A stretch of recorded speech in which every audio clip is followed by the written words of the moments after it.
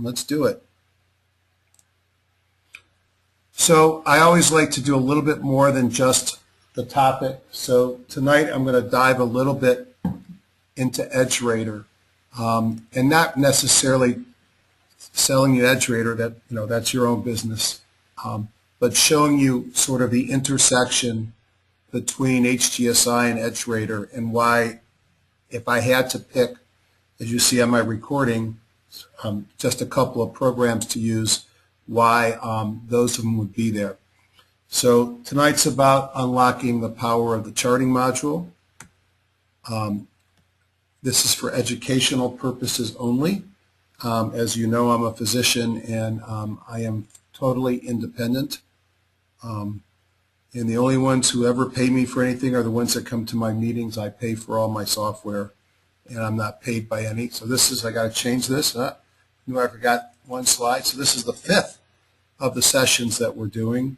And as I've always said, I've invited, and the same thing when I do Vegas, I will invite you to any pre-meetings that we have. I sort of support the folks that support me. Again, this is to level the playing field of HGSI. And at the live meeting, I hope that we've started to tackle the learning curve and can get into the exciting stuff, which to me is really, the program and how to use it to trade. The EdgeRater guy's name is Chris White, and he will be at the meeting. Housekeeping, same old, same old. Here's what's different. So we are totally confirmed. Saturday night will be a barbecue on my pool deck. If it's raining, then the pool deck opens into a social room. Typically, in this time of year, it rains from 4 to 7, 4 to 8, and then it cools off and it's beautiful outside. Went to shopping today to stock my things with wine, beer, and sodas. Sunday night, I take you guys out to eat. It's a great, it's a sort of a Florida-themed restaurant. It feels like going to a country club from the 80s, which may be good or bad depending on your memory. But it's nice, and you get a private room with a nice view of the Intercoastal. Spouses are welcome. If you want to bring your spouse, just hit me with a check when you get there on Saturday for the $85 for your spouse, which, by the way, doesn't cover the dinner, but at least it makes my financial analysis work for this meeting. Today's the charting module. I think the 17th is Tuesday.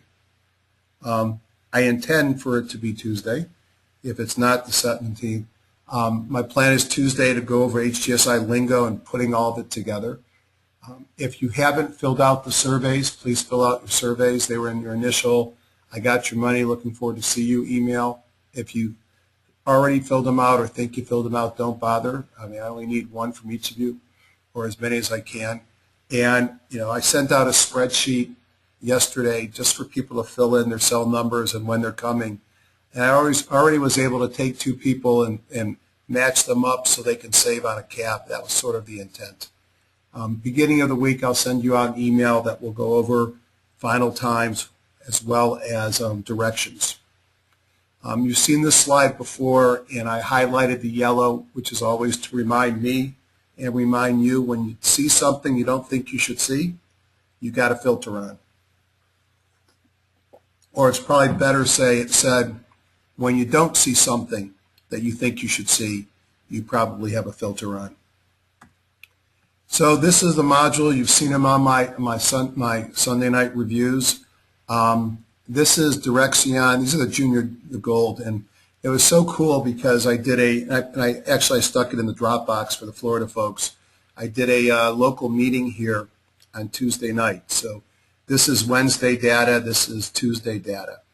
And on Tuesday, I said, look, I showed them how I use HGSI, and I said, this is the #1 stock for me tomorrow, and I'm going to buy it before the open.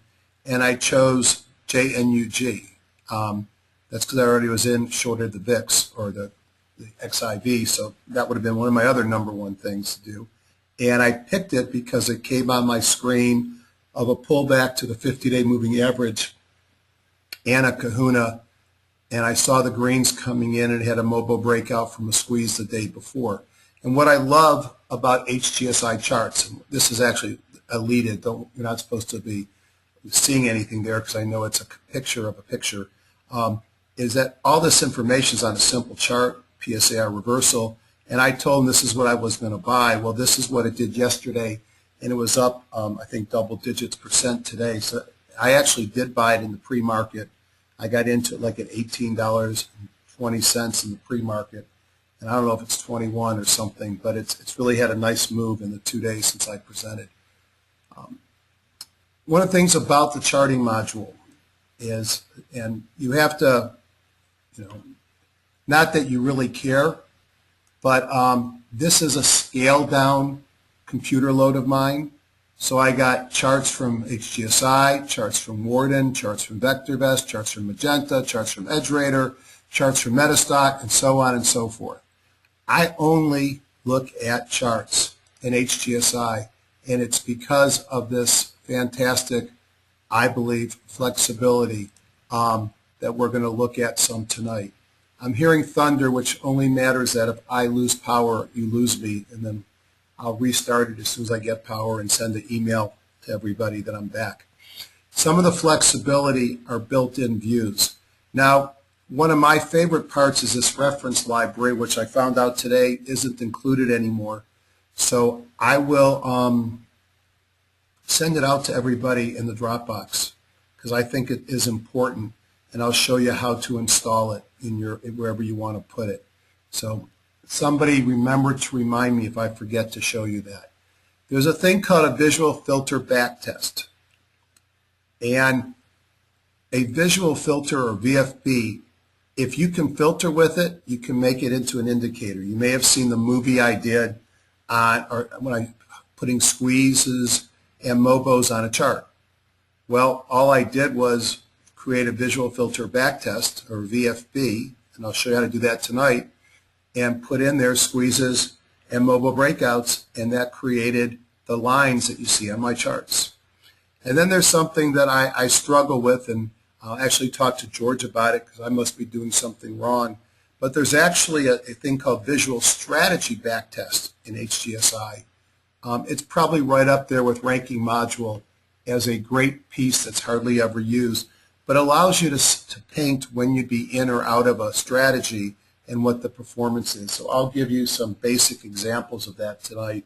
I won't go too deep on that one because if I do, I'll get into deep poo-poo, or whatever Gil calls his deep doo-doo. Now, several of you have sent me questions about timing the market, so I wanted to give a couple comments about that. This is not one of the programs that I have that gives me an automatic signal of when to be in and out of the market. I got one of those programs. It's called Vectorvest. And if you haven't been to a live meeting, you might not realize there's probably 4 or 5 timing systems. But they're easy to reproduce. In HGSI, one of the charts that I don't have today is Ian goes through the ebbs and flows of the market, the ups and downs. And Ian, others, including myself, have been involved in creating these things called impulse indicators. The Eurekas, the Phoenixes, the Kahuna, Elders Force, the Bingos, and the Bongos. And we use those impulse indicators looking at a market to tell us when to be in or when to be out.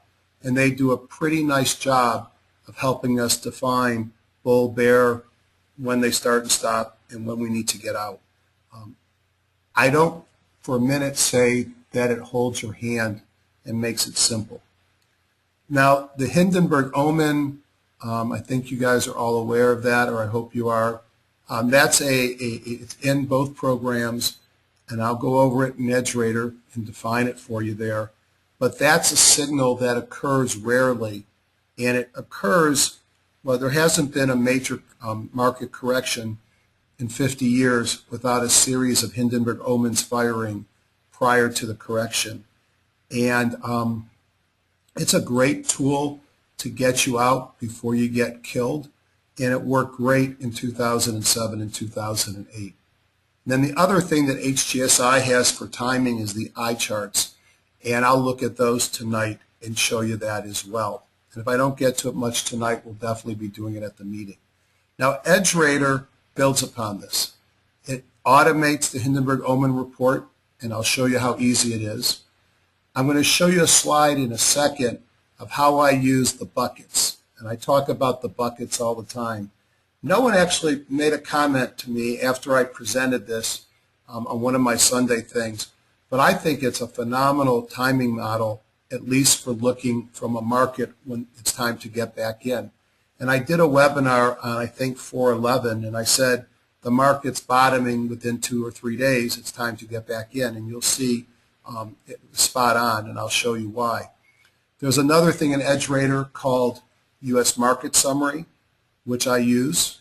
And then in both programs, you can look for the different indicators that George Lee talks about, which are really David Elliott and others indicators, as well as the Gill and the Chris stuff. All good stuff. So this was a chart I did and I presented, and what I did is I ran my bucket report, and independent of, this is the S&P 1500, independent of the S&P 1500, I looked for the peaks and valleys in the percentage of stocks either above the 50% line on the Bollinger Bands within the S&P 1500 or below. And then I took these peaks, and this was basically the market cycles. And what I saw was that when you get severely oversold, and I'll go look at maybe this one when we get into the program so you can see it better. When you get severely oversold, you correct within a couple of bars. Now, this was a correction on the next bar. The market started going up, and that's when I made the last call. So if you think about those buckets, and Steve, I'll go over the buckets in a few minutes. If you think about the buckets, and then you think about the HGS boxes that I talked about last time or time ago, this is when I employ the boxes. This is when you expect the market to turn. So let me do a couple of quick things here. Shut that down. And I know I'm looking for a specific presentation. I wasn't planning on doing, but it should be in here somewhere. Let me see if it's in this one.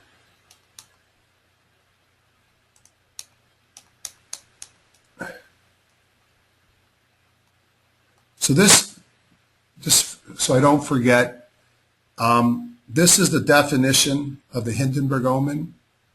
And, you know, the Hindenburg Omen, and it's kind of one of those voodoo indicators. Norman Fosbach, who is married to one of the HGSI girls that comes to a lot of the meetings, she probably hasn't been called a girl in 70 years. Myrna Fosbach helped develop this. And although he questions its utility, a lot of people use it. And what it really defines is the professionals selling and the amateurs like us, well, many of us, deciding it's time to buy. And it's sort of that going from strong hands to weak hands, and it might predict a change in the market. This is a slide for 20 years ending 2005. And what it points out is that 1 out of 4, or about 25% of the Hindenburgs resulted in a significant correction. So all corrections, major corrections, followed a Hindenburg, but not all Hindenburgs were meaningful. And you could see there's some pretty sizable corrections. And again, this is before we saw 2007 and 2008. So on an HGSI chart, and I have them, but since it takes a long time to get way extended, I haven't bothered to put them in the main body of the chart, but they're hidden there on all my charts, is these are the Hindenburg signals, these red lines. And what was important to point out is you don't really pay much attention to a single one. You get interested, but when you get so many that it looks like somebody took a magic marker on my chart, you got to start thinking about getting to a top. So this was in May of '06. So it was a minor top and an 11% correction. Not that minor if you were margined. And then we get up to 2007. Let's go to the next slide. And you could see in 2007, hindsight, it's worth a lot of money. Unfortunately, it doesn't give you your money back. I mean, you have shoulder, head, shoulder, you broke down, and you died. And I'm sure you could have probably find 5 more head and shoulders in these charts. Bottom line is you had a double top, okay, with, obviously this top's a little bit higher, but with massive number of Hindenburgs. This was the message that said, you got to get out of the market, something is not right. And when you don't see these for 5, 7 years, and then you start painting them like this, they meant something, and that led us to the black swan.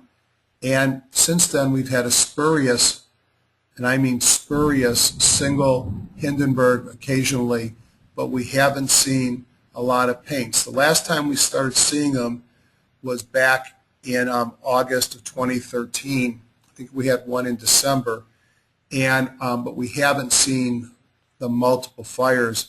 And I usually, if I don't see it repeat within a month, which is 21 days, I ignore it and wait for the next series. The other thing I want just to go over the buckets real quick. If you think about Bollinger Bands, and I'm not sure I agree with this math, I always thought that if you went out 2 standard deviations, you capture 95% of the movement. This is Ian's slide, and he has it at 89%, and meaning that 5% of the time you are below the Bollinger Bands or below 2 standard deviations, and 5.5% you're over 2 deviations. And if you think about Bollinger Bands having these 2 deviations, standard deviations, it means that if I take this math as correct, is that about 5% of the time a stock is above the Bollinger Band, and 5% of the time a stock is below, thanks Steve, the Bollinger Band. Now, if that's the case, if you only spend 5% of your life below the band, when you get below the band, you're probably going back into the bands. And so I like the extremes because when I get too many at the top, I know the market's probably going to give up some. After my research, at least in a bull market, it just slows down. But when you're too far below the lower band, you're going to start going up. And that's where this becomes an interesting timing model. Now, you can imagine a cup, and the top of the cup is the upper band, and the bottom cup is the lower band, and you divide that cup into 10 deciles. So you would have 10 slices or 10 buckets of the top 10, 10 to 20, 20 to 30, and so on and so forth. And then you have one bucket of stocks that might be below the lower band and one bucket that's above the upper band. So you have a potential for 12 buckets. So when we look at the buckets, we want to ask ourselves I ask myself 2 questions. Am I above or below 50% for the majority of the stocks? In a bull market, stocks have a tendency to go from the middle to the upper, to the middle to the upper. A bear market from the middle to the lower band.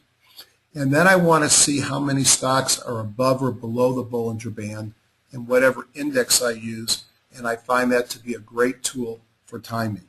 So enough of that, and we're going to do all this mumbo jumbo at the live meeting, so you'll get this reviewed, and we'll do some of it next week.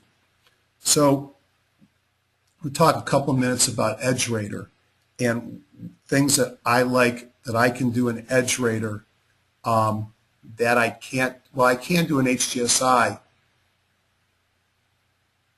to the VIX, you know. I've not done that to the VIX, but I can look at percent B and percent B change. That's an interesting question. We can take a look at that maybe when we're all together. So one way that we use the buckets is this is a market timing model that was developed by Ian and Ron and some of the others in the HGSI community. And what it does is it takes a number of indexes, S&P, the Dow, Russell, NASDAQ 100, S&P 100, S&P 1500, and so on, NYSE, and they run them across the top 4 different times. In the first set of columns, we're looking at the percent B change. And you've probably heard us use the word Kahuna over and over again. And the percent B change is important because if you tell me that a stock's percent B change between yesterday and today, or the VIX's percent B change, was more than 24% of the band, I know from our research that that's an interesting and somewhat significant move. If you tell me it's a 40% move in the band, I know from our research that that's a really big move. And so those are what our kahunas are. The blue represents a big kahuna, a small kahuna. Deep blue would be a big kahuna. It's not projecting well because the 0.4 should be deep. Pink is the small kahuna to the downside, or 0.24, and then red is the big kahuna, 0.4 to the downside. And so we plot percent B, and when you see kahunas to the upside on all the indices, it starts to make you think that you may have a correction to the pot, or you may be turning around to go back up. The next group, so just put that in the back of your mind, is the percent B. So I can look here and I could say the S&P 500 is 0.65. So that tells me the S&P 500 today pulled back within the Bollinger Bands, and now it's closer to the midline than it is to the top band. That's important to me because it gives me a clue the market's cooled off a little bit, and we'll use that in a second for another reason. The next column is bandwidth, and this is how wide the Bollinger Bands are. And you think about it, they get tight during periods of quiet, and they get wide in periods of volatility. And then the timing model, and all the credit in the world goes to Ian on this one, and probably Ron. The timing model basically multiplies percent B times bandwidth, and it gives us numbers. And Ian has done the math and knows if you're above, I think it's above 0.03, that's bullish. In I can't remember what the cutoffs are. I'll get them before the meeting. But we automated here. Green is when it's good to go long. Red is when you're getting clobbered if you're long. And yellow is when you're pulling your hair out because you're in chop. And so I can take this back in settings years, but just looking back to 2012, you see you go through periods of green and red mixed with chop. This was a great time to be in the market. End of, mid-November of 12, the market turned around. Beginning of 13, we were a little bit concerned because of some of the taxing issues that were going on and funding issues. And then the market was just rip-roaring. We had a small pullback in February of 13, more rip-roaring market, periods of chops and pain, rip-roaring market, chop and pain here. This is the toughest market, is when you're back and forth between red and yellow. You're not getting a good trending. Rip-roaring bull market, July through beginning of August of last year. And you just see the ebbs and flows. So I got excited a couple weeks ago because we've been living in crap. This was the longest period of chop that I was able to find going back years. And chop to me is I can't trend. And yellow is clear chop, and then you get a couple of days to the upside and then right back to the downside. Then this is what happened, and if you go back, you had that day when you had the kahunas coming across the board. You started to go green on the percent B. And for those that want to know the HGSI timing model, I don't think there's an exact timing model, but when we started to see this and those kahunas is when we started to go long. And when I got to this point, which is back about a week ago, is when I went all in. And, it might be time to be going all out soon, although I'm not sure what's going to happen tomorrow. Sometimes when you get these crazy news-driven markets, it bounces. And it may bounce tomorrow. Intel was up, so NASDAQ's up. Question about Bollinger using some of this in his new Bollinger bars. I think he did. And in fact, Bollinger is almost a neighbor of Ian. I will say he doesn't have Ian's personality. And Ian and John have sat down several times, and Ian taught him how to use his own indicator. So I think that that's a correct assessment, that this clearly came from Ian's work, and John has taken it up. So one of the models then that I use for timing, and I go to it first when I do my market review each night, are the buckets. Now I could do this all exporting HGSI into a spreadsheet with a macro and did it for a long time. It's too much work. This is too easy. Another thing that I look at on the automation is the Hindenburg Omen. Now, for the interest of time, I've limited my analysis to just the last 2 years. But I ran it, I can also run it over 20 years, and you can see here are the parameters of a Hindi, and you can see we haven't had one since December. So I'm looking every night, and we got close a couple times, got real close back here when the market turned around, but we never fired one. And it'll be interesting to see. I mean, as I look at this, there's not enough new lows for us to be anywhere close to a Hindi. But I run this every night. I know many of you are fans. Well, let's go look at the buckets. So I ran the buckets earlier tonight. To run them, it's simple. I have a folder that includes the S&P 1500. I'll use the 2-year version. And then I update them, which I've already done. And I hit run, and fairly lickety split, it creates the chart. And all right, now that's interesting. I did something here I shouldn't have done. Let me run that again. As I said, new computer, but it still shouldn't give me the wrong date. It's calculating all the way. Let's see if I get this. Here it is. All right, who knows what I did. And so this is the buckets from tonight.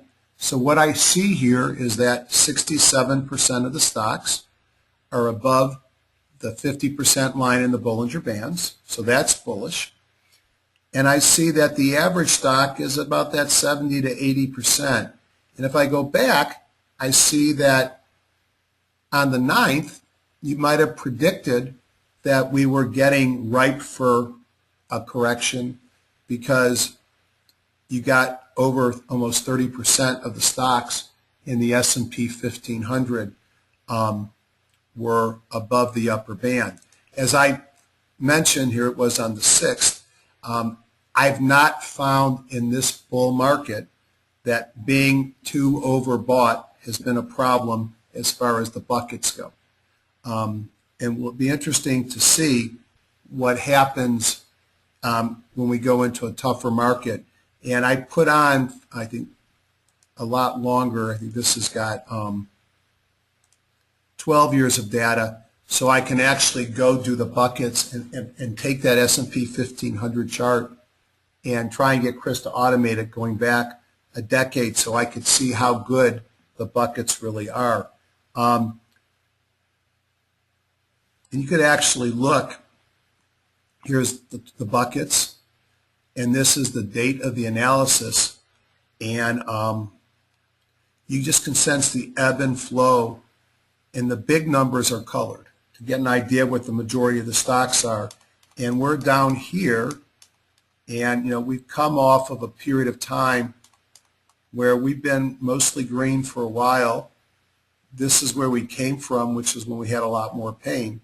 And Ian's actually done some great work of measuring how long it takes from agony to delight, how many days you expect to be bad for.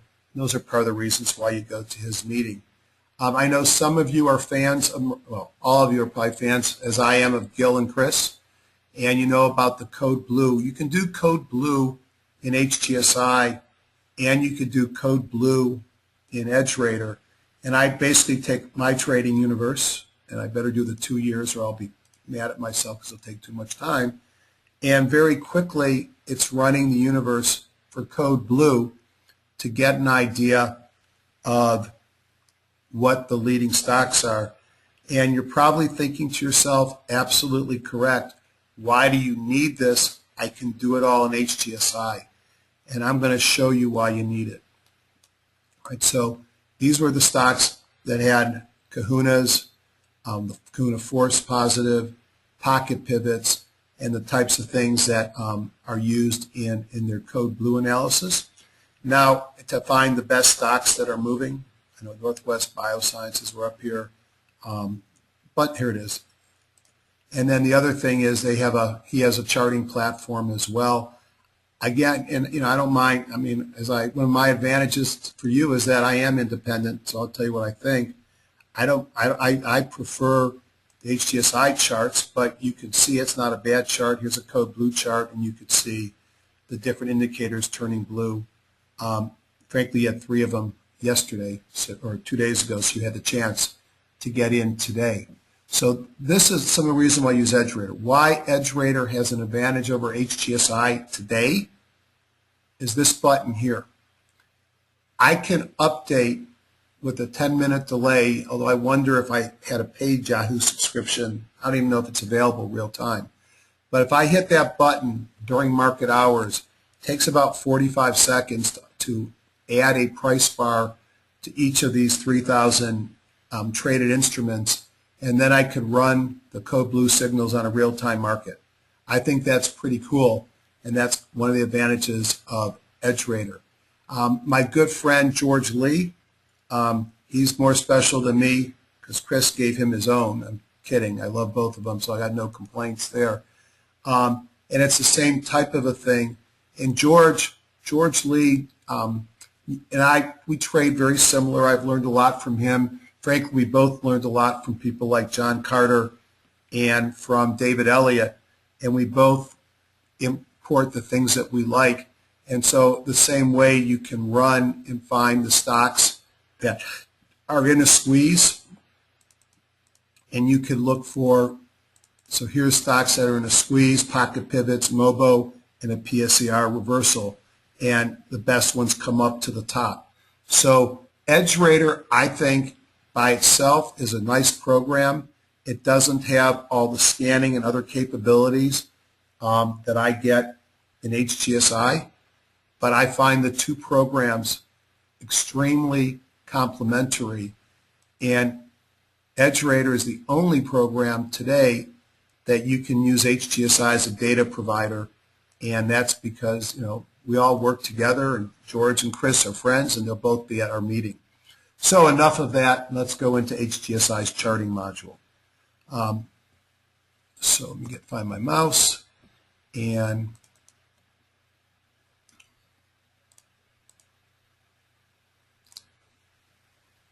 all right. So you've all seen this before. So I said I was going to do something for you, so let me show you what I'm going to do first. Whatever you're looking at, whether it's a warehouse view, charting view, and if I use the ranking module enough, I could say if it was there too, you're going to see these two buttons, Edit Current View, Choose Create View. Let's hit the Choose Create View, and you bring up a list. I find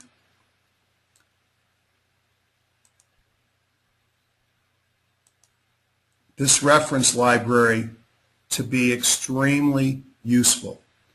It's been replaced by the various add-ons, but I'm not certain that all of these are still here. So here's what we're going to do. I'm highlighting the reference library. Well, I was going to. And I'm going to export it. I'm going to call it Charting Views Reference Library.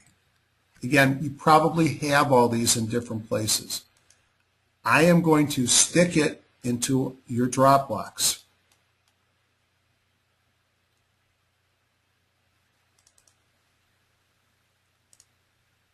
All right. Now here's what you got to do. You need to decide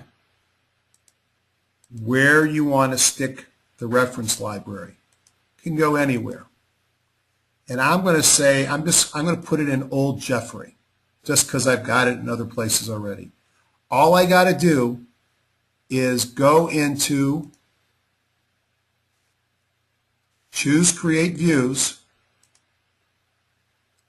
highlight where I want to put it, go to Import, find it in your Dropbox, double click on it, views are imported, here's Old Jeffrey, here's a reference library. These are old charts, but there are some pretty cool things in there that you might find useful. And if you don't like them, like everything else in this program, you hit the delete button. So again, to get those in there, open up a chart, go to Choose Create View, highlight the directory. You could even do this. You could go New Folder, Reference Library. I can't spell. Hit Enter, and now Import. And again, I found it in your Dropbox, and I should be able to see Reference Library is under Reference Library. So enough of that. In case I go and use that, some of the views that I use come from there. Let's see, what else do I want to say? I've got a lot of old things here that I don't need, and I thought I killed them, but I probably didn't kill them everywhere. And I know the current version of the program installs some of these add-ons when you install the program. So you just want to make sure you have Woodward and Brown and you have mine. And then obviously, since I know many of you are Gil and Chris fans, that you have theirs as well. I'm just cleaning this out to make it easier. All right. Perfect. Okay. So in the charting views, you can do almost anything you possibly want. I have no idea what default view is. Let's just take a look. All right, so that's good. There you have a basic chart.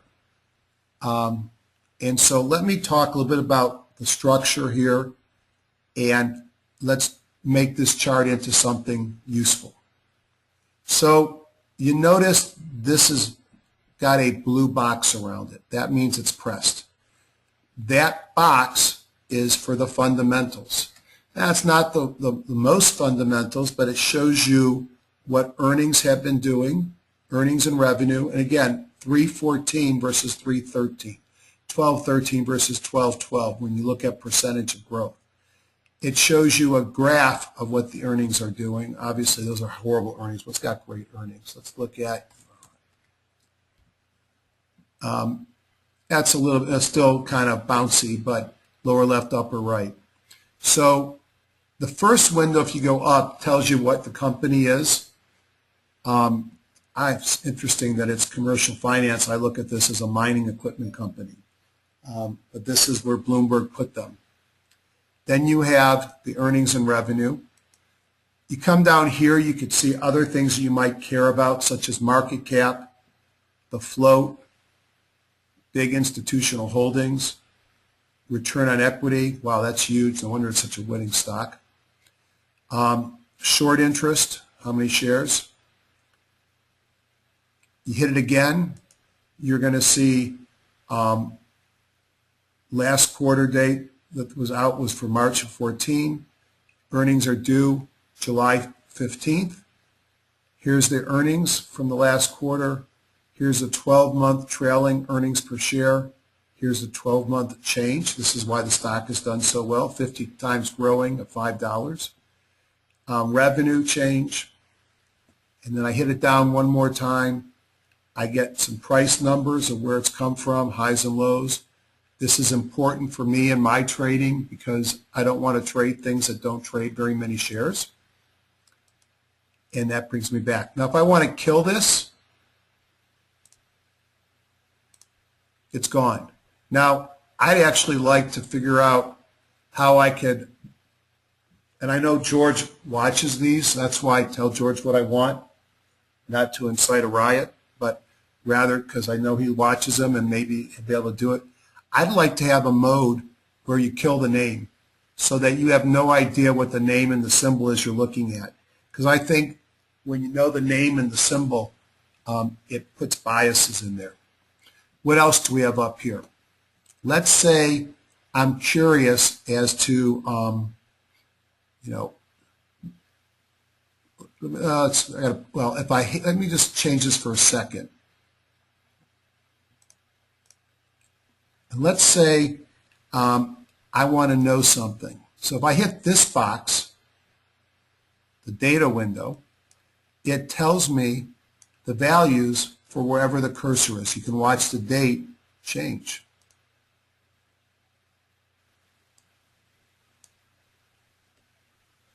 So it gives you the opportunity of understanding where the moving averages are,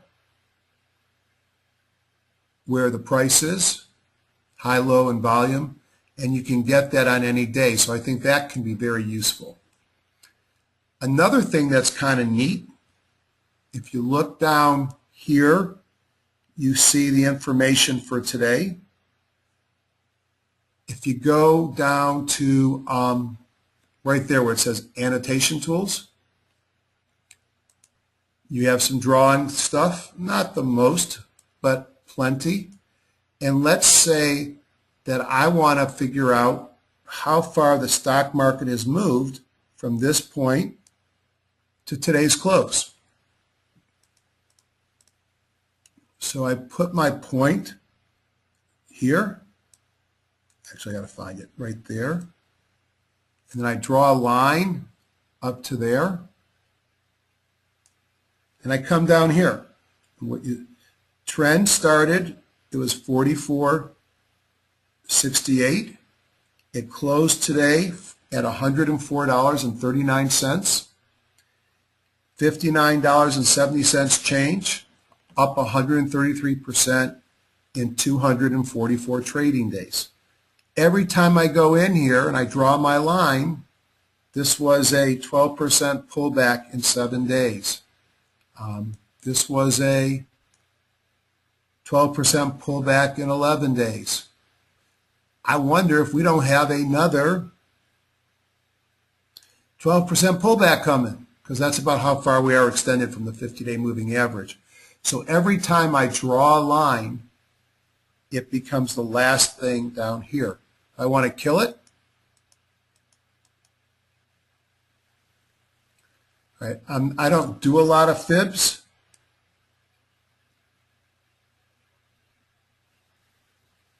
Okay, but if I did,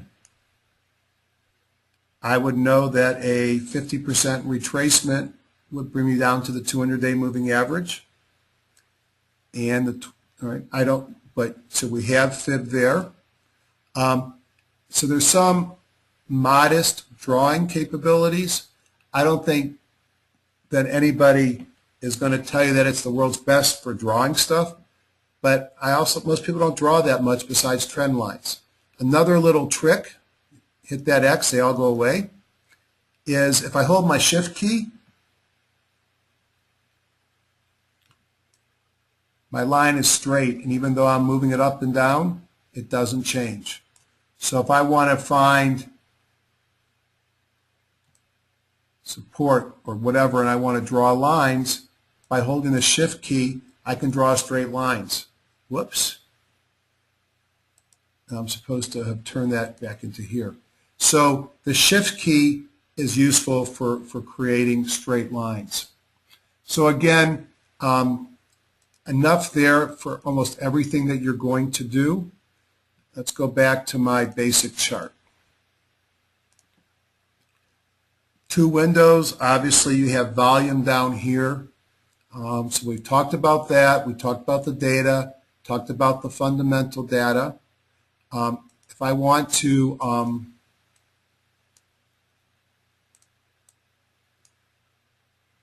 I guess that's giving me all the data here. I can zoom in, I can zoom out. Now, you might want to right-click on your chart and make sure you don't have auto zoom checked. I think the default, for reasons that I've never understood, are auto zoom, and then every time you change charts, you've got to go in and change how much data you're seeing. That's edit current view. We're going to come to that. Here's the different views that I have. Now, some people like this quick pick thing, where you can just sit this down here or wherever, and instead of having to drop down, you could be just going through these and changing them at your heart's content. Ron's a big quick picker. I never really find it to be that useful to me. I'm happy just to go into the view. It doesn't matter what you're in. So let's go into major market indexes. I can still type in a stock. Here's one I put on the board that no one paid attention to yesterday before the day closed on the Morales and Hatcher board, and had a nice gap open. I sold it at the open today, or right after it opened. Huge volume day. It came up on my volume search scan, and George Lee picked it up as well, so we both ended up in the stock. I have to give George credit because I never would have even looked at it. It's a $2 stock, but he sent me a little Skype, and I went and looked and ran my scans, and lo and behold, and I got into it and got out of it today. So it doesn't matter what sits here. Whatever I type is going to be, this one I didn't buy that had big volume. This one didn't work out, but I didn't buy that one. So I get the point here is, if you're just going through charts, you don't have to worry about this. It's whatever you type in here is where you're going to go. All right. So any questions on that bar, this bar here, and how we use it? You've seen this piece before. This defines what group you're putting in there. This defines which stock from that group is there. Here's one that had a nice day-to-day matrix. And then, again, you can always override that by typing in the symbol there. Up on top, before I go and we start to construct, under Tools, really, I don't think there's anything in here that we haven't talked about. Under File, I never do this, but apparently I could, you know what, maybe I should do that. Every once in a while, I'll post a picture on a board, and I usually use Snagit and take a picture. So I learned something on these all the time. I can save a file as a JPEG, a chart, and then I can upload it or stick it anywhere. So that might be something nice. I never even realized that that was there. All right, Brad, you're going to get before the meeting or at the meeting a new Jeffrey view that will have everything that I use. You probably have most of those things. I just pulled them from other places and adapted them or adopted them, but you'll get them all, I promise. Let's see. So I guess that's it on the layout and what the buttons do. Let's make some magic. So you make the magic with, you edit your current view. Before I get there, if you're going to ever do something, please do this. Open up, choose Create View, highlight your base view, duplicate, and then rename it. And the reason you do that is because we all screw up. And I'd rather screw up on something that isn't a standard part of the program. So to make life as challenging as possible, let's go to default view and let's build a view. So the first thing that I'm going to do here is I should duplicate it. So probably won't let me duplicate default. That's fine.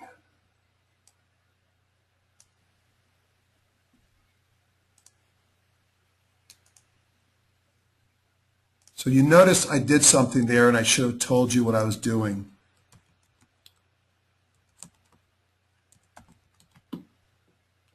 I dragged and dropped, okay? You can take anything that you like and drag, that's already there, and drop, and it will go into wherever you drop it. So one of the things that I have down here, and I'm going to share many of these with you, these are things that over the year that I have either I built or put together or somebody gave me, and some of these are pretty darn good, and all I got to do is take them and drag them and drop them wherever I want to put them. And so everything that you want, you can certainly play around with and just stick them up here. All right. So we're here. Let's go to my default view. All right. Okay. So the first thing you're going to do is you're going to right click and go edit current view, or you could have gone up to this bar where the little pencil is and you're in edit current view. And if you want, there's two tabs that will open up. One window that you'll put all your indicators, and one of them is your view. And you can you name it, what the dates are that you want to use, and whether you want the chart to open up daily, weekly, monthly, quarterly, or yearly. I rarely even look in this window except to change the name. In the lower right-hand corner, you can change on any chart, daily, weekly, monthly. I don't know, and if this is something that would be important, of whether or not the new version is going to have the intraday charts or not. I know that they're working on intraday updates. I don't know if they'll have intraday charts. That's the kind of thing that can always be a question for George and a gauge of how important that would be. For years, I traded without ever looking at an intraday chart.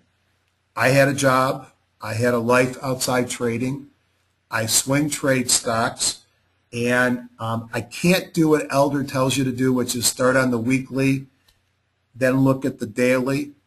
I look at the daily charts. I look at the weekly charts second, and then I would put my buys and my sell orders in based upon my nighttime review on conditional orders and never look at an intraday chart. I don't think there's anything wrong with that. I made a lot of money doing that. But today, everybody gets free intraday data on from whoever their broker is, and I'm not certain that the intraday indicators are that useful, which is sort of a fib, but the reality is, and I'll show you, we'll make your TOS charts probably Tuesday, but for example, in my trade station, I've got it all here. I've got my PSAR, I've got my high jump, and then I know what these dots are. The top dot is a Bible gap up. The next dot is a pocket pivot. The next dot is a MOBO breakout. The next line of dots are squeeze. Here's my PSAR. Here's my red candle high and green candle low. And here's my forced kahuna.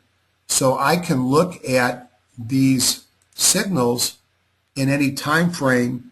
So I do that, which is another reason why I think that what I put together makes sense. So here's intradays. Now, I can't say that they've all been validated. What we've done the validation on has always been on the daily and the weekly charts. All right, so I'm back here, back in my create edit view here, the pencil. So first thing is, I like candlesticks. So if I click on price, and frankly, if you click on any indicator, okay, you'll open up different options. So I like candlesticks. I want to compute the color from the open to the close because that's how candlesticks should be colored. Now, there's two approaches here. I think that open to close is the traditional way of painting a candlestick. Close to close, a lot of people say, but Jeff, why would I want to have a red candle on an up day? I said, well, because it tells me a story. It tells me it gapped up, it closed above yesterday, but it's a red candle because it closed lower than where it opened. Somebody else would say, nah, it's an up day. I want it to be green. So that's why you have your choice there. Let's take a look at that. So I like multiple colors. So this is from last close to current close. So, and I think the argument makes a little sense, which basically says as long as you had an up day, you paint it green. And you can't see that well. There's a yellow day, which means it must have been a doji with no change. Now, the other way of doing this, and the way that I do it, is to say, nah. So watch what happens on some of these candles. All right, so this becomes a red candle, and that's not, to me, it's a doji day after a big gap up. Probably it was a Bible gap up. I remember. I'm glad I see it's red, but if I'm a Morales and Catcher charting module, that might mess me up because the pocket pivots might look at this and say that's a down day and not give me a pocket pivot. So you have to play with the way that you want to do it. So that's price. Volume trick is only one little thing to show you here. Again, you can decide multi-volume, all right, or not. And so you got the different colors. Now, I treat this one different than I treat my candlestick, and I use this last close to current close because I need it this way for pocket pivots. All right. So by doing last close to current close, I'm going to get a green bar even though I've got a red price. If I change that, I should get a red volume. And so, again, I don't know what the rules are, but in my mind, that's an up day. The red tells me a story that it closed lower than it opened. It's still a big up day. I don't want to look down here and see a red candle because I'm looking to my left to see if there was a pocket pivot there. So I'm going to go back into Edit Current View, and I'm going to leave the volume as close to close. Other things here that matter, let's look at this bar here for volume, which is right after the beginning of February. And let me take this off.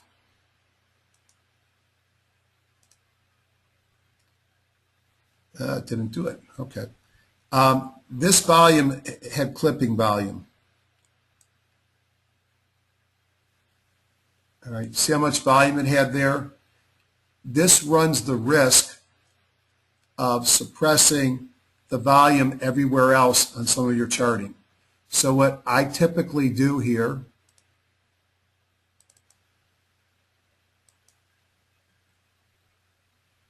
I'm going to make that a 5. And what it did is it made everything else higher. And the reason why it made everything else higher is it took away sort of the impact on the clipping that this was doing, because the program was leaving this its full size and therefore everything else was so much smaller. I've limited it to only 5 times average volume before the clipping. That might not be enough, so let me just take it back to the 10. I just wanted to show you that the other volume bars grew up. All right, so far I've now I'm building the kind of chart I like. So the next thing that I want to put in my chart are moving averages. So I'm going to go into Edit Current View. I want it to be in my price window. Doesn't have to be in my price window, by the way. And I'm going to add an indicator. So as we look through here, you have a lot of indicators. You won't have everything. So we're going to come back to this guy in a while on the visual filter backtest. So let's find a moving average. So I'm going to take my moving average crossover. I'm going to hit OK. And it's giving me the choices here. Now, some people, strongly under the influence of Gil Morales, which is not a bad thing, want to use 6 and 20s. You can use any periods that you want. If you are going to use only 2 moving averages, instead of making the third one 0, you just have to make it the same as one of the others. And that way it won't interfere with anything. Now I'm boring. I like the 17, the 50, and the 200. I like them to be simple, but they could have been exponential and weighted. And it's already pre-programmed there. I like green for the long because it's a white chart and hard to see. I'm going to make the middle one blue, and then the red one for the 200. I'm going to hit OK. I'm going to hit OK, and I've now got my moving averages. Now somebody might say, but Jeff, I can't even see those. They're not deep enough. So I can go Edit Current View, Moving Averages, and I could change the line and make it a little darker. Or I could have made it a dash. And so I've now added my moving average. So I know there's several of you that want the 620. So one thing you could do, this isn't the way I want to do it, is I could have gone Edit View. I'm going to add a new window. And we're going to call this window the Ema Crossover window. And we're going to go back to those 3, that moving average crossover. I'm going to hit OK. We're going to make it exponential. And we're going to go, doesn't really matter, we'll go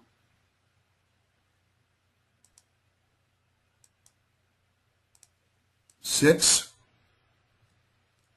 20, and we'll make that 20 as well. And then I've got to figure out what color to make them. I can't remember what Gil, so let's go blue will be the 20. That'll be the 6. So the 6th one, let's make it, I will make the 6th one, the short one, green. And we'll make the 20s blue, consistent that middle-sized blue. So what I've done here is we've created a moving average crossover window. It's my top window, and I'm going to hit OK, and here you have your moving average crossovers. Now, not the way I want it to be done. What I want to have is a line. And so I had George put on the list is to create a filter that would allow you to pick your EMAs. But more importantly, allow you to make a bar here. So you could put something across the chart. You could have it just up here. I just think it would make it a lot easier to see it. Give me 1 second.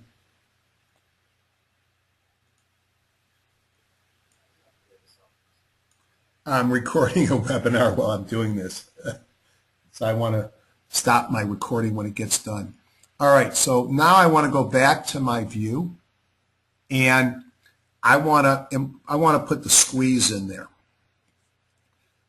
So I'm going to hit Edit Current View, and I want to make it a new window.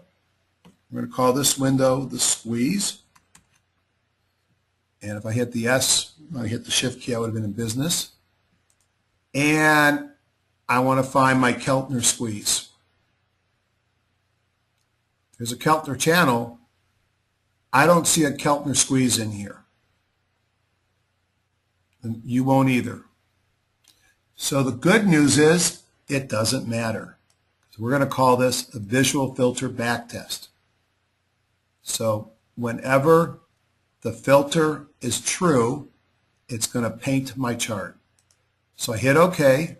We're calling this a VFB squeeze. And I'm going to start putting dates on these.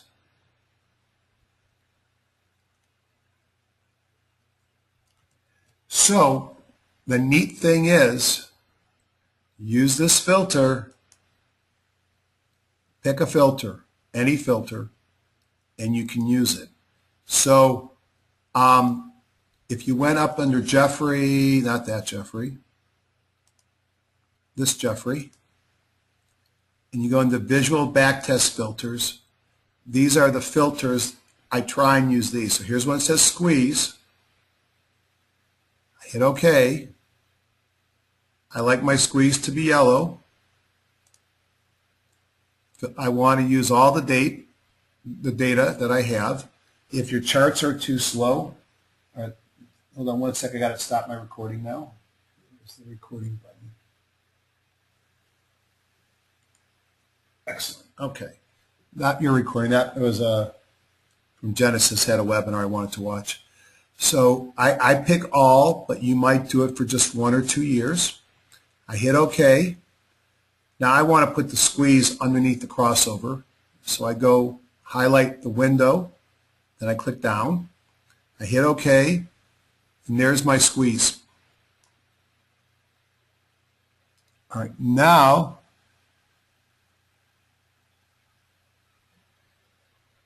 the next thing I want to do is, now you see why it's hard to see your crossover unless it's big.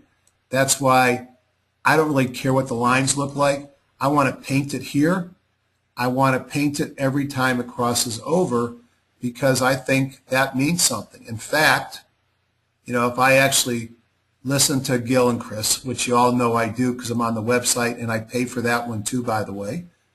And I'm an idiot. I pay for both of them. I think there's a special deal where you pay less and you get the VOSI and you get Gil's thing and you get the movies. Here's a squeeze. Here's your 620 crossover to the downside. Here was the time to short the stock. So it works. I mean, my problem is I can't see this too well. I want to get it as a signal, not as the line. So I'm going to make that small now. All right. If somebody else wants me to put any indicators on here, tell me what they are. Next one I want to add is the MOBOs. I'm going to go to the pencil, and I am going to look for, so I'm going to do a new window, Mobo, and I'm going to look for Mobo breakouts. I don't see them. Okay. So I now have to go into Visual Filter Backtest again. Hit OK.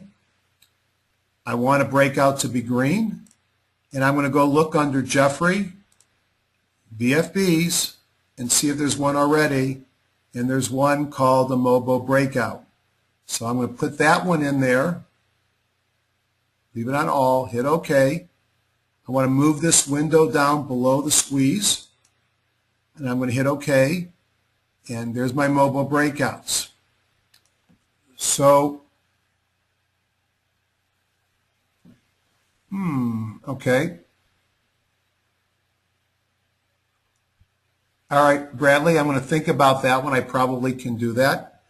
The next thing I want to do is add a Mobo breakdown to this one. Okay. So I'm going to add to the same window. Okay. I'm going to add to the same window that a Mobo breakdown. So I'm going to go, here's a pencil, highlight the window. I want to change, whoops, wrong thing. I want to go back down to the Mobo window. I want to change it to say, let me make sure I'm in the right place. Hold on a second. Hold.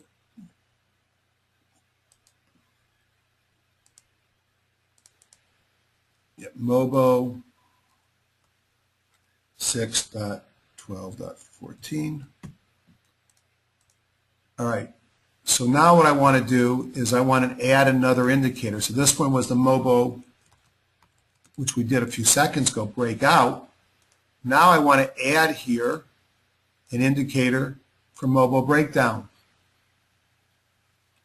So now I'm going to go Visual Filter Backtest.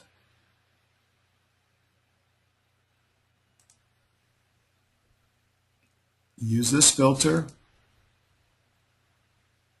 Go under Me.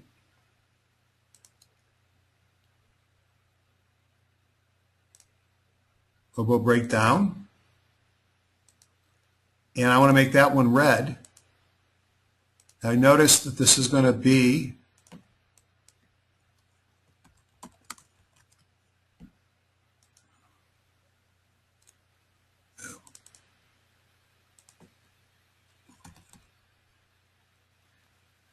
the O's and the W's look similar. So this is going to be red. It's in the same window. And I've now added my Mobo breakdown. Yes, it is extremely logical. Now, you know I want to put PSARs. So PSARs are on price. Now, I would rather do like I do on my trade station and just have a line that changes color. It didn't work right. So edit current view, price window, add indicator. Again, you start by looking down here.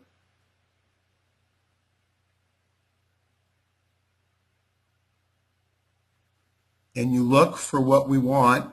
And we want parabolic SAR, which I know I just passed. So I'm going to get this up and down. I want to make it teenier. Now, I'm sort of a boring guy. And I don't muck with things that work, so I don't usually play with acceleration and max acceleration, but I believe there are things that you can do to speed this up, but I don't do it.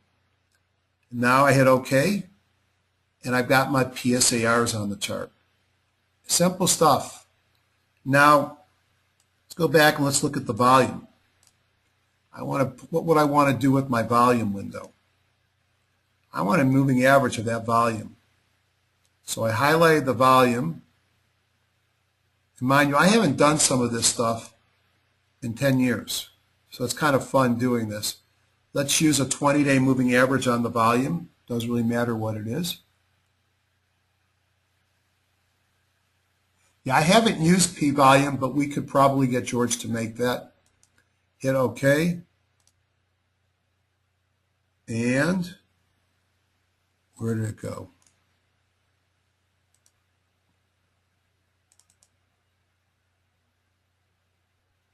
Simple, close.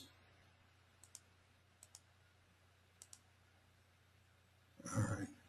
All right, so I don't want the private scale. So it's in there. I just got to figure out what I did wrong with it. No private scale. All right. All right, so okay. So the volume is right there on the bottom. Why it's so low, I don't know. But I'm not going to get hung up on that. Let me just check one. Let me just do one other maneuver.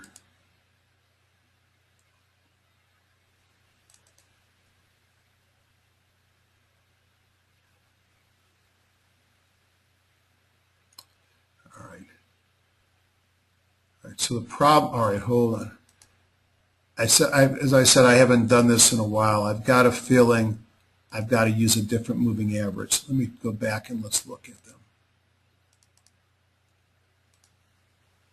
Add indicator.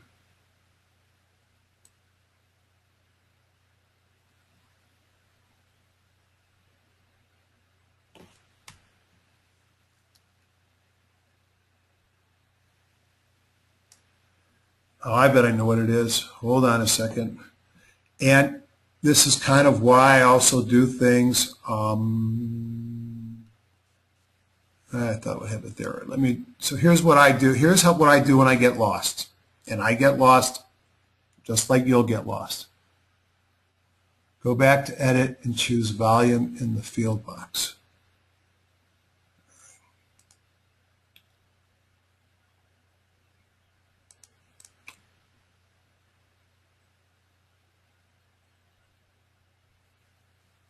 Hold on. So, right. I'm sure there's an answer there. What I would do is just go into something else. Edit current view. Come down here.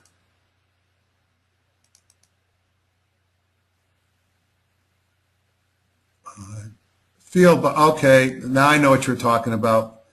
You got me. Like I said, it's so. I always start with a default view. So, add indicator.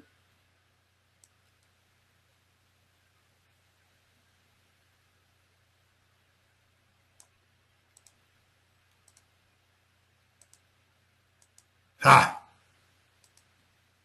So easy. Thanks, Brad. See, Brad, you're going to be teaching us. And there you go. Now let's say I want to put my kahunas down there. Simple stuff.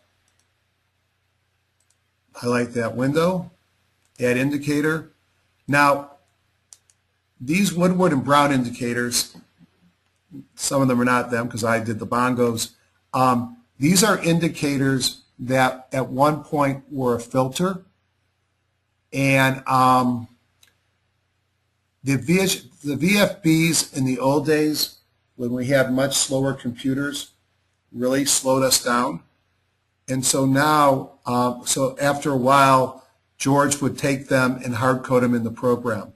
So these are all hard coded. So we might want to add to this volume window. And actually, I don't like it that way. I'm going to add a window, and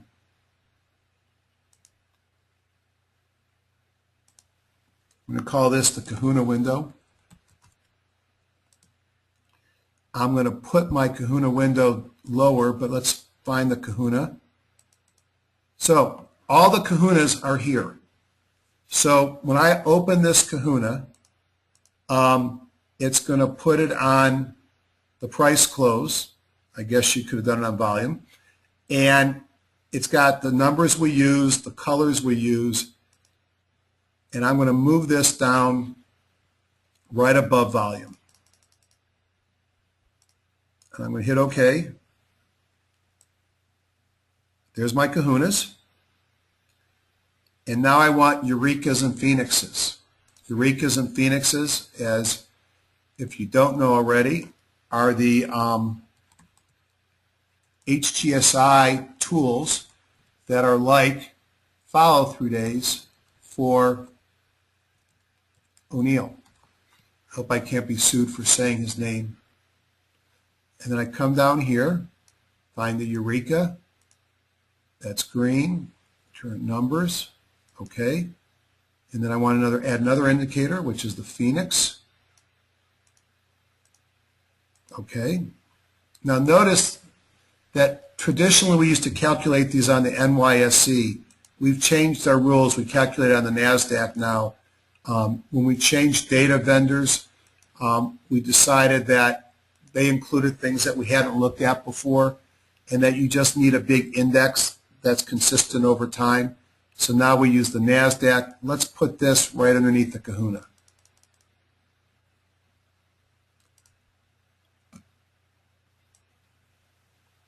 And these are important because it tells us when we had a follow-through day in the market. You go back to my buckets presentation, this is right about the time, right after my buckets. This was, what date is this? Hold on a second. Let me just figure out why it's staying open. Okay. So this date here, this Eureka, occurred right before the buckets bottomed on the 9th. And buckets bottomed 2 days later, and then we're in this market. At least had a bit of a, oh, this isn't the market, this is matrix. All right, that's why it looked dumb. So let me just go into,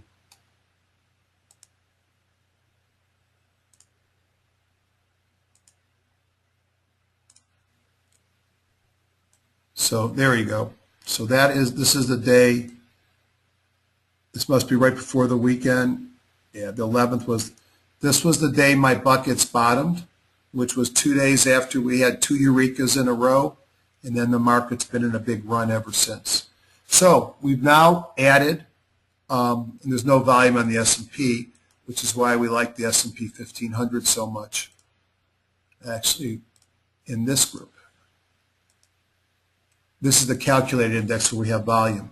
So what we've done right now is, just to review, the Eureka and the Phoenix are calculated in the NASDAQ now, and it doesn't matter what's in the field of view. It's only on the NASDAQ.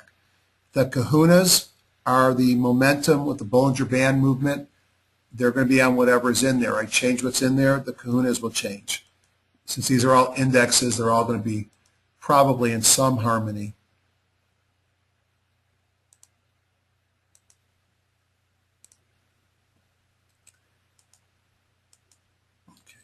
So I've got most of the components that are important to me. What else is important to me? I want pocket pivots. So this is going to get tricky, but that's why we're doing this. New window, because I'm going to create 5-day and 10-day pocket pivots. So do I have pocket pivots? I don't yet have pocket pivots. So we know they're in the program, which means visual filter backtest. Okay. PP up 10. We're going to make this a deep blue. And we're going to use the filter, Morales and Catcher. And I'm not sure what, I think I moved it up here.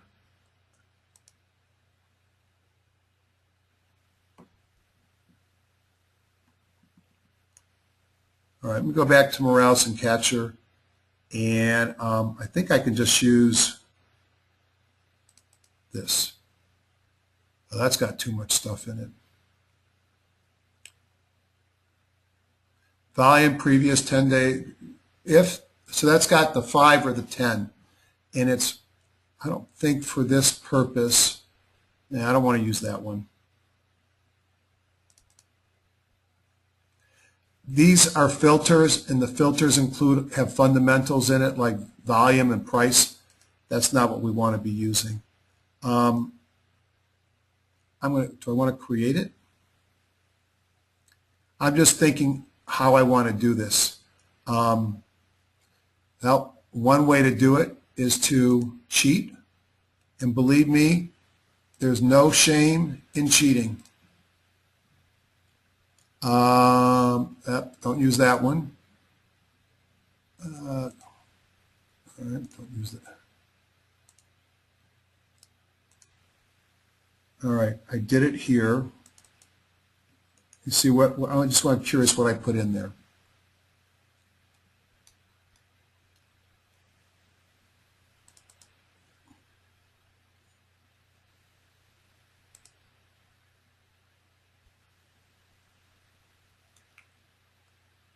Pocket pivot, visual filter backtest, volume, no relative strength. Okay, so that's what I got to go find.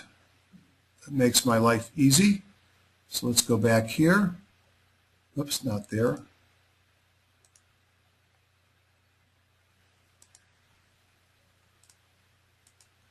Where did I stick that? I think it was in Old Jeffrey.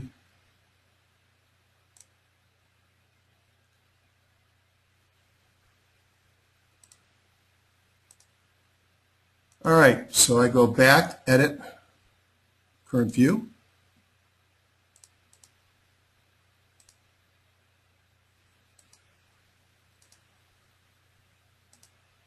Pocket pivot, visual filter basic, volume, no relative strength. Okay, let's take a look at that filter. Last close, so, all right, so the price is okay, volume, 50-day over. You don't really need to have that. We could take that out if you wanted to. You want to be less than current interval to the 10-day moving average, got to be less than 8% above it, and no more than 2% below the 10-day moving average. And you have to be the greatest, your percent volume has to be higher than the greatest 10. So that's a 10-day pocket pivot. And I'm going to hit OK. I'm going to hit OK. I'm going to hit OK. And yep, so let me go back in here.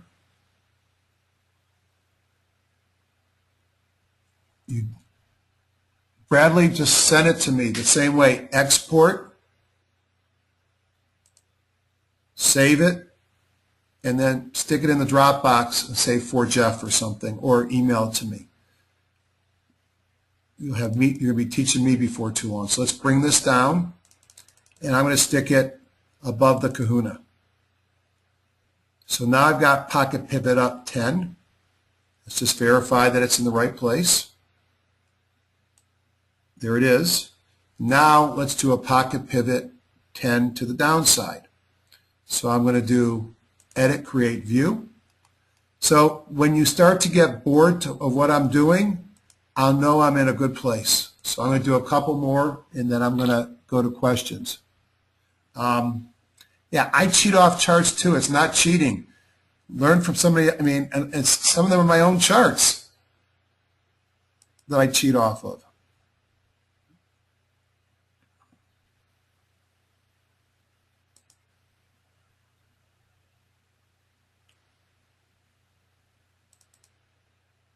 Okay, last close over 10, last change. So this is a loss. Okay, so here's a 10-day pocket pivot to the downside. And let's make this red. I don't know what color that is, but it's kind of red. I better entitle that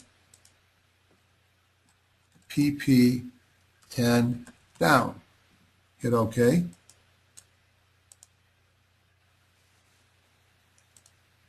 And you can see your pocket pivots to the downside as well as your pocket pivots to the upside. Now I could also go into the program, and I'll just do one of them. And I could do add indicator, visual filter backtest. Use this one. Let's make this a lighter red. Now, let's pick my filter.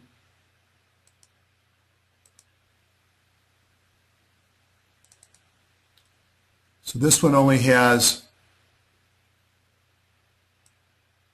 volume, percent volume is greater than is greater than the previous 5-day up volume. So it's a 5-day pocket pivot. And we're going to make this one pink, so it's lighter than the other one. So now you have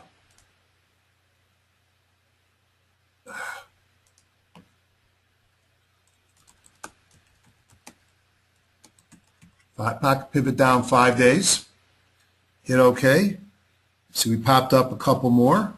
And then just because I'm going to share this with you all so you can do some more playing with it, is I'm going to do a add indicator, visual filter backtest, use this filter.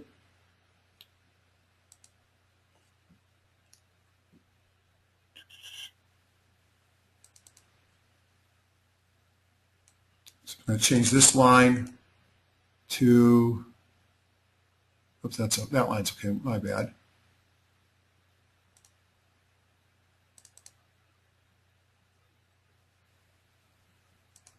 This is the previous 10 days. Oh, I want this to be up. Well, that's fine.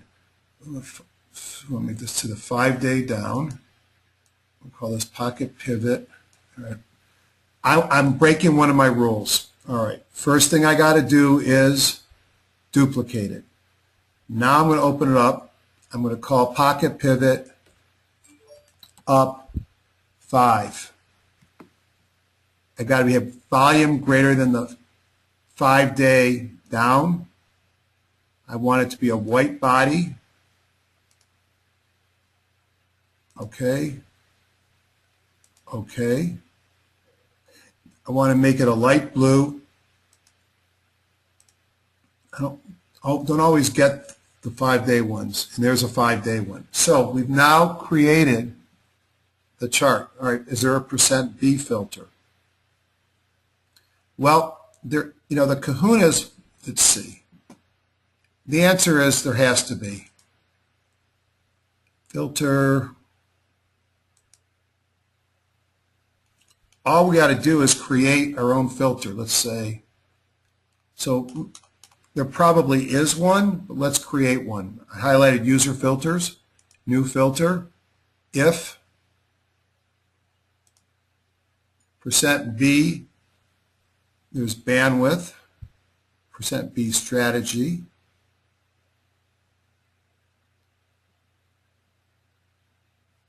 Oh, let's see, where would I find? There is a percent B. You could create a filter looking for a change in percent B.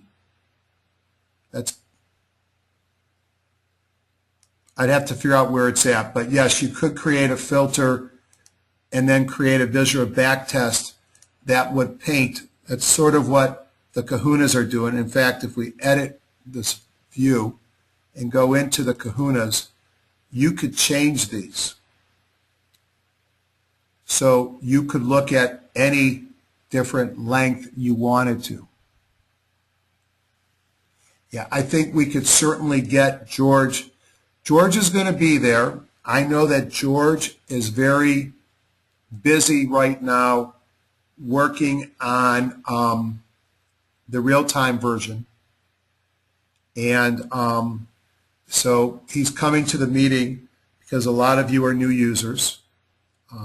The future of any software program and company is tied to getting new users and getting new users to stick around. And that's why he wants to hear from you. And he'll learn what he needs to do, and we're all going to learn. So I guess we're at a good stopping point, and I'm looking for more questions and answers, more questions. This is a great, I'm sure I can do a lot of what I just did in other programs, but I wouldn't have done them this fast without reading a manual and just watching one or two people do it and sort of being see one, do one, teach one. And that's all I do, all right? I've been doing it long enough that I've learned from smart people. So you could have put any of these indicators over price. There's so much that you can do. So we've now really completed our journey. What I promised you, because I encouraged a lot of newbies to come, was we'd spend a night on the designer, the charting, the ranker, and the warehouse module. We've done that. We spent one night talking about the indicators and TradeStation. Now, I don't just pump them because I get an extra $250. I could care less about that. I just would feel like the world's biggest schmuck to not charge something because I paid money to develop them and others have paid for them. But I like the fact that whether it's TOS, of which we're going to work on next week with you, whether it's TradeStation, whether it's HGSI, I look at the exact same things. And, to me, if I can't use it across different platforms, it's not helpful to me. HGSI, I think you see for your $5.99 is a powerhouse. So next visit with me will be Tuesday night. And what we will do on Tuesday night is I'm going to go over a lot of what I presented last week or this week to the local user group. And that is all about the mumbo jumbo of what everything means that we've been talking about, the kahunas, the eurekas, the phoenixes. You probably know what they are, but if you come on or you watch the video, it'll help to reinforce it, because I really want this to be all about now what? How do we look at the market? How do we look at industries? How do we look at stocks? How do we apply the different indicators? How do you put in conditional orders? What is a stop loss? I'd rather it be about trading and not about the vocabulary of HGSI. So next week, it's vocabulary time. If you're already on the road by Tuesday, you'll get the tape. Now, one other thing that I'd like you to do for me is, if you haven't filled out the spreadsheet, please fill it out. It's useful to the other people to know who's coming in at the same time. As I said, I've already, two of you already are on the same flight. It would be really stupid for two people to pay $40 to a taxi when you could each pay $20. See you all next week. And I don't see any other questions. Hopefully you learned how to create your own charts, get to work, and I'll put this one into the Dropbox in case you guys want to play with it some more. And good night. Thanks, everybody.